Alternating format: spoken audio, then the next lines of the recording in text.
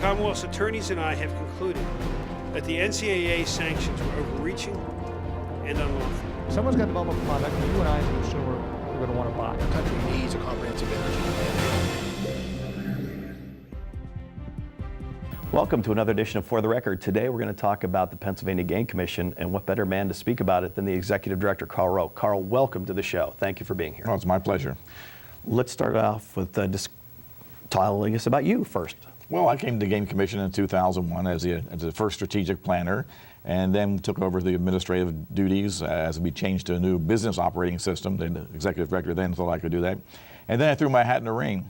And my 30 years of experience in the Army obviously came in very handy in applying for that position, and they selected me in 2005, and I've been the Executive Director ever since.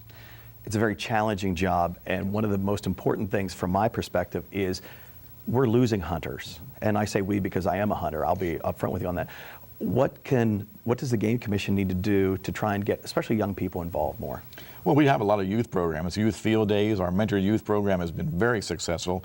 It's increased from the start of around 27,000 youth to almost 35,000 this year in a matter of 3 or 4 years. So that's a really great program. But I always describe it this way. We have about 700 employees in the Game Commission, and if each one of those 700 brought in 10 new hunters, that'd be 70,000 new hunters.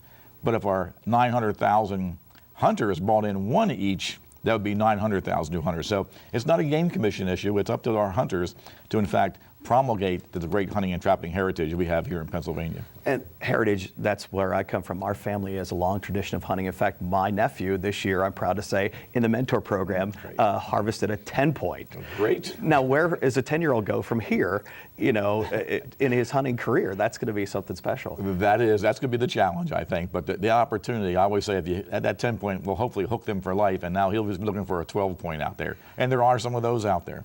And that's a good talking point about the decision made for hunters to make sure there were the antler restrictions for harvesting a deer. Yeah, absolutely. And it was done for a couple of reasons. One is to get a better age structure in the deer herd, and the other was really to move the number of yearling deer we were harvesting. Before the restrictions, we were harvesting about 85% of our yearling buck. Now we're harvesting less than 50% of our yearling buck, which means we're getting an older class of buck. That's why you're seeing bigger deer with bigger antlers. It's really good all the way around, not only for the deer herd, but for our hunters also. Now, one of the things that you had a press conference earlier this week to talk about chronic waste. I know that's not the official scientific thing. What impact is that now going to have? Because it's in Blair and Bedford counties now. What types of things are you going to have to do from the Game Commission perspective? This is a tough one. As you know, last fall we discovered chronic wasting disease in the captive herd in Adams County. And we believe there may be a link between Adams and the Blair-Bedford situation. But now as a result of our surveillance that we've been doing for the last 10 or 12 years, we've had over 43,000 tests for CWD on deer. We have 3 positives in the Blair-Bedford County area. Right now we're going to be designing a disease management area. Say, okay, here's the area around these positive results. And from there we'll say, okay, what are the restrictions we're going to have in there? Clearly we don't want parts, brain, spinal cords where the disease is found to leave the disease management area. There's also about 112 cervid livestock operators in Blair and Bedford County. So there's going to be some restrictions placed upon them of how they can move deer in and out there also. But that'll be up to the Department of Agriculture, not to us. Will you work with them to try and come up with a cohesive plan for that? Absolutely. We have a task force that includes the Department of Agriculture, Department of Environmental Protection, U.S. Department of Agriculture, and of course agriculture, as mentioned earlier. This team puts together the plan and executes the plan. And so we're in about this, next week we'll be rolling out a lot more issues, and I'll be issuing an executive order in the next couple of weeks about what's going to happen in the disease management area. What things with a deer that has chronic waste, has there been a link yet on if someone eats the meat, it can affect a human? No, there's no transmission of the disease to humans whatsoever. And interestingly enough, there's no transmission of the disease from cervids to other animals. It's really unique just to the cervids, which are deer, elk, those kind of cervid type background of animals. Obviously the Center for Disease says you should not eat any meat from any animal that looks like it's sick. But there's been no transmission of the disease to humans, so there's no human health issue right now. Now, I know have you thought about maybe doing a deer checkpoint the way you do with bears? Well, we did that last year in Adams County because we knew it was in the service livestock industry, but not in the wild. We checked over 2,000 deer with a mandatory check-in within the disease management area there. That was very expensive. It cost us well over $600,000 to do that. We had to get a budget supplement to be able to use more of the game fund money. These are non-taxpayer dollars. We're self-financed, but it was a very expensive time and labor-wise. We wanted to see if there was any prevalence outside. Clearly, of all those tests, there were none. So we're pretty satisfied right now in that area. It's not in the wild. Now that we have it in the wild, the challenge of the future is going to be checking how the prevalence is in the wild. We've had 3 this year. We probably will keep the antlerless allocation pretty much the same for that wildlife management unit. Increase checking and see what the prevalence is. If the prevalence is going up, then we'll have to look at what we can do in the future to limit the spread of the disease, because we can't stop the spread of the disease. Wisconsin tried that and it just doesn't work. How does a hunter know that they've harvested a deer with chronic waste? They wouldn't. In reality, it takes 18 months to 5 years for the disease to make itself be aware within the animal, within the deer, and you might see some symptoms. So if you have a deer that doesn't look good, looks sick, don't consume it. Call us, and we'll in fact replace your tag and take the deer and test it. But it's just pretty difficult because the 3 people we interviewed who took the deer this year said the deer looked fine and healthy. So in terms of a replacement, much like if you were to harvest a deer that had been hit prior and there was some sort of bad area of the meat or something like that, you take it into your regional area and have that approved that way? Exactly. Or we'll call the regional office and we'll have a conservation officer or a deputy come by and take a look at it, and if all the things are correct, then we issue a replacement tag for you to be able to go out and harvest an animal that's not sick. Mm-hmm. That's a good stopping point for us. When we come back, let's talk about licensing and go from there. Great. Our guest is Carl Rowe, Executive Director of the Pennsylvania Game Commission. You're watching For the Record on WHVL. Back with more right after this. Welcome back to For the Record. Our guest is the Executive Director of the Pennsylvania Game Commission, Carl Rowe. Carl, let's talk just briefly again about deer, because they're my favorite thing to harvest. Any looking at this year reducing the amount of antlerless deer tags that are available, or changing the season again to where it goes back to its own standalone 3-day hunt? Well, the latter is probably not going to happen. We need the time to be able to maintain a sustainable take of the deer within each wildlife management unit to keep it in balance with the habitat. There's a misconception out there that we're still in herd reduction. In reality, we stopped herd reduction in about 2005, and we tried to stabilize the deer in almost all the WMUs except for those in the Philadelphia and Pittsburgh area, where we still want to take them down because of the deer-human conflict aspect. A lot of people who hunt in the great woods where they have pine trees and ferns don't see any deer and think that there are no deer left. The actuality is, like you said, they've moved into the suburbs. In some cases they have. They're going to move where they have something to eat. I mean, we all know wildlife needs food and cover to be able to survive, and some of our forests are really in bad shape, and that's what we're trying to do, is bring the deer herd down to where we think it should be right now. And we're monitoring the regeneration of the forest by taking measurements within the forest on stem density and types of trees that are in fact regenerating there. And as they get better, as that forest health gets better, we'll be able to let the deer herd come back up, which has occurred in 2 or 3 of the WMUs. Now, I know where I hunt in 4D. There are areas fenced off after sort of a clear cut. That is one of the areas you're talking about letting the undergrowth grow again for food. Exactly. And that's how we kind of know that where there's a deer impact or not, because inside the fence, if you're getting great regeneration of oak and other species that are important for a variety of species of wildlife, we know that the deer still have a balance in the issue. Over too many deer for the area if the outside the fence is in fact browsed down. Right. So we try to keep that as kind of a measure, but what it does do behind the fence is we'll get that regeneration in 10 or 12 years. We take the fence down, allow that forest to grow, and it provides a seed source for the entire area. Licensing. Yes. I am still convinced that, and this is going to sound odd to say, I don't think you charge enough for your licenses. It is still, for $32, I can hunt for deer for 2 solid weeks, and I can harvest a buck, and I can harvest an antlerless deer. How are you going to, since you're self-sustaining, yes, the the government doesn't give you money. You have to pay for your own bills. What do you need to look at about how to raise those prices without offending people? Well, we have to convince the legislature to do it. In fact, they're responsible for determining the fees to be paid. As you know, the basic license in Pennsylvania is $19, $20, one goes to the vendor. We get 19 of that. And with that license, you get 2 turkey, all the upland game bird, all small game, and an antler deer. If you compare that to other states like Ohio and New Jersey, it's cheaper for a non-resident Ohio person, hunter, to come to Pennsylvania cheap than to buy the same license in their own state. We haven't had an increase since 1998. Luckily, we've had some revenue come in through a bump in the timber industry about 5 years ago, and now Marcellus Shale. Those 2 situations have allowed us to continue to operate in the fashion we should be.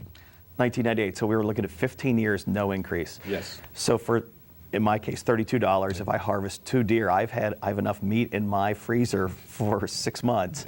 For $32, it's a pretty good deal. It is a good deal, a very good deal. But the important thing is that most of our hunters know that it's a good deal, and they're willing to have an increase in their license. I mean, I travel around all over the state, and occasionally people will complain that we don't need a license increase.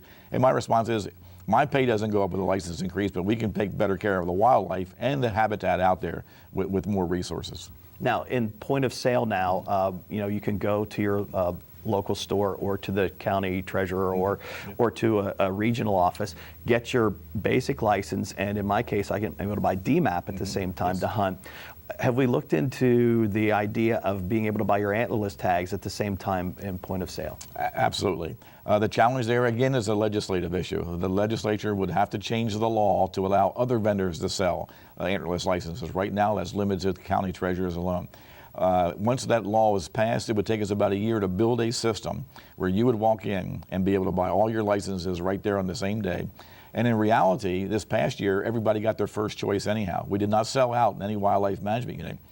Previously, in my management units like 2G and 2F, where we did sell out, we would run an instant lottery. And that's able, you can do that very easily with a computerized system. So if the law changes, we'll move forward and make that available to everybody. Pennsylvania has it has the largest elk herd east of the Mississippi. It may have the only one, I believe. I'm not sure. This is the 100th year of reintroducing elk here? Yeah, absolutely. We have one of the larger ones. Kentucky has one a little bit larger than us because they have a habitat situation down from the old mining where grasslands have come back. They have a large herd also. But we have between 850 and 900 elk out in our elk management area right now and have a great hunting season each year. I mean, last year, meaning 2011, right, there was a 9x7 taken that weighed, I think it was 870 pounds. It made the record book, made the national record book. We have an average of, I guess, 7x7s, meaning 7 points on each side, take in each year with our buck. And we're managing the herd to do that. We want buck that are at least bulls, I should say, sure, five, bulls, yes, 5 years older or older to be taken out of the herd. So we're kind of managing the allocation that way to make sure that we have a good elk hunt well into the future. And that license is only $10. For a resident. Right. Yes. So for $10, that's a better, if you're a hunter in Pennsylvania, that's better than winning Powerball, if you're able to harvest a Pennsylvania elk. That's the application fee is $10, sure, but the license is a little bit more, but it's still very, very reasonable. Yeah. For a 7x7, that's what most people have on hunting shows, and guys are paying a lot of money to go west for those. Absolutely, yeah. We definitely have a great elk herd, and we've been very successful with the hunt. Upland birds. Yes. Is the Commonwealth of Pennsylvania the largest producer of ringnecks to put out into the wild? That's a great question. I've never compared it to any place else, but as you know, this year we've upped the production from 100,000 to 200,000 again, and more stockings. We stock 3 or 4 times within the season as opposed to a couple of times we have in the past, to give greater opportunity and spread those number of birds out so people can have an enjoyable hunt and hopefully take more of them. We don't want them to be hawk and coyote feed. Right. So we're looking at in the future even increasing that even a little bit further. We think we can get to 250,000 over the next few years. Pheasants aren't a native species of Pennsylvania, although many people remember the heyday of pheasants. But we do have several wild pheasant reintroduction areas that we're working on and trying to bring back a natural population. I won't say a native, but a natural population, so we have more wild birds. So it's a combination of the program. Increased production of game farm raised birds and hopefully have a wild population also. When we come back, I want to talk about turkeys and the fascinating thing, bears. You're watching For the Record. Our guest is Executive Director of the Pennsylvania Game Commission, Rowe. Back with more right after this. And we're back with Carl Rowe from the Game Commission. Carl, let's talk about turkeys. Okay. They are, in my mind, the most difficult animal to hunt in Pennsylvania, and you have 2 seasons to do it with 2 different sets of rules. Yes, and obviously spring turkey has become one of the more popular seasons that we have, and we have a youth program for that also. It is a real challenge in the spring. I mean, it's a great hunt, and it's an exciting hunt, particularly for youth, because the interaction and calling those birds in. And the nice thing about it is we take the gobblers during the spring. The fall season, we allow hens to be taken, because that's how we manage the population. So we determine the length of the season based upon the number of hens that we think we need to take out of the population.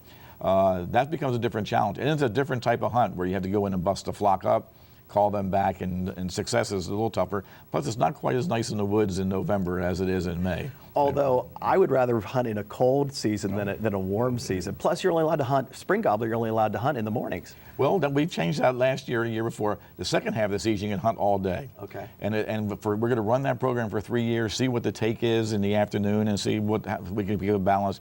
And I would venture to say in the near future, we probably have an all-day hunt throughout the entire season. Excellent. Now let's talk about bears, because they fascinate me. It seems like there's been an explosion of bears in Pennsylvania. Is that just a misconception, or is that actually happening now? I won't say an explosion, but we definitely have a healthy population of bears, somewhere between 15 and 19,000. And we have a sustained take of well over 3,000. And the year before last, we took over almost 4,300 out of the population, and it's still strong. Pennsylvania is great for bears. It's got great food. Bears were prolific to begin with, and interestingly enough, because our sows get to a heavy weight early on, they start having cubs earlier than most any other state. So you have a longer time for sows to have cubs, and they average about 3 per litter. So our population is very, very strong, and they're a great animal, really are. Are they the #1 nuisance call that your conservation officers receive? Probably, depending upon the time of year. Coming out in the spring here, particularly when the boars start coming out and getting rambunctious looking for food, we get a bunch, and then in the fall before they settle back down and then go back into hibernation. Sure. But the reality is that we are encroaching on bears too. I think that's one of the biggest challenges as we move into a suburb area. Sure. That may be on the edge of a mountain range or whatever. Bears come around and will wander in your backyard and get into your bird feeders and garbage, and then you take care of that, then we eliminate that conflict. Now, how do you determine what is with the collaring and that type of thing? How far do you move a nuisance bear? What is the protocol for getting one out of the way? How far do you have to take them away to get them actually lost? Sometimes we can take them a long way and they still don't get lost. They wind up coming back. But we usually take them to the nearest public lands. We don't like to put them back out in private lands. We take them either in game lands or to the state forest and release them there. And the traps that are used, they look like big culvert pipes with a trip thing on the back to catch them, right? They're called culvert traps, interestingly enough. Absolutely. And of course, we bait them with their favorite donuts, and they usually work pretty well. Mine too. Yep. A good thing to have any day. The seasons in years past, the season was only a few days, and now in different management areas, it's expanded. Yes. And the regular season used to be Monday through Wednesday. And about 3 years ago, we started that season on a Saturday to see if we could engage more people. And we have, in fact, seen more of our youth out there be able to go out on a Saturday and enjoy the first day of bear season. Interestingly enough, the harvest has been pretty much, like it's always been, as far as numbers on the first day, second day, and third day. In some areas where we know the population has increased, and if we get more bear-human conflict issues, we've expanded that into the deer season. In some wildlife management units, it's all week long where you have a concurrent season, and in others, just from Wednesday on, depending upon how many bear we want to take out over a period of time. Now, you have bear checkpoints. What are done at the bear checkpoints? What do you look at when they bring them in? Well, we weigh them. We take a tooth to be able to age them. And sometimes we take blood samples for other research, but generally just to get an idea on the number of bear taken based upon the number of bear we have tagged, which gives us an idea of the amount we're taking out of the population. It's called a mark, capture, release type, we release at the end. And the aging is real interesting because we take the tooth and you can age it based upon, it's like a tree, it has rings inside the tooth, and you'll be able to tell how old the bear is. It is a wonderful thing to do in a season to really get people involved, to see what a bear is, because a lot of people only see them the sides of the road or on TV or something like that. An up-close experience with a bear that's not going to harm you because they've already been harvested. It fascinates a lot of people, me in particular. Oh, absolutely. And as a matter of fact, we have great partnerships with many of the firehouses or other community facilities where we do have our bear check stations. It's great for us because it's a good facility, but it's great for them. It becomes a fundraiser for them. So it's a win-win situation all the way around. Coyotes. Okay. They have what is done more to hurt fawns? Is it bears or is it coyotes? It's pretty. Based upon our study that we did in 2001, 2002, it's about this. The predation is about the same. Both of them predate on fawns, but interestingly enough, in the two study areas, the area in the northern woods, the predation was a little bit higher than it was in the farmland because the key was to have cover for those fawns, and in those forests in the north where you can see for 300 yards and nothing growing on the ground, fawns have a rough time of it. So the predation rate is about the same for bears and coyotes. Your conservation officers, I used to call them game wardens, but the real title is conservation officers. How many do you have currently in the field and how many more do you need? We have about 102 or 3 in the field right now. We're graduating a class tomorrow of 30.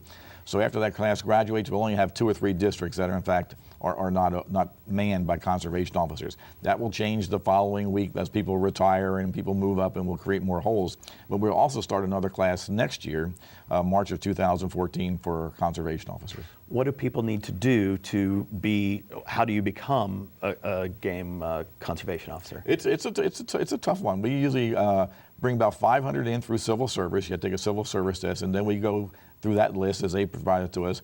We'll do interviews. We have some other things. We have some other tests we need to take. And we usually try to bring in between 30 and 35 into the class. So out of 500 people who may apply, after all the processes there, we try to bring in the top 30 to 35. Now, you're looking for more law enforcement background, more wildlife biology background? What types of things do you look for? Both. We're looking for somebody who can interact with the public, who obviously is not afraid of the law enforcement side, but also has a great understanding of wildlife over time as they become a more senior officer. And in reality, the challenge there is the engagement with the public. Now, Carl, your agents are law enforcement people, so what type of training do they have to do since they carry a weapon? Well, clearly they go through a long course to begin with, but we have them qualified twice a year, fully qualified, but with daylight, night shooting, and hazardous weather shooting also. And what kind of weapon do they carry? They carry a SIG 357. Very nice. Yes. Very cool gun. For gun enthusiasts, that's a good gun to have. Carl, I want to thank you for being a part of this show. We could talk for another hour and a half, but I'd like to have you back in the fall when hunting season really begins. We look forward to it. Thank you so much. You've been watching this edition of For the Record. Our guest has been Carl Rowe from the Game Commission. I'm Steve Miller. Thank you for watching For the Record. We'll see you again soon. Bye-bye.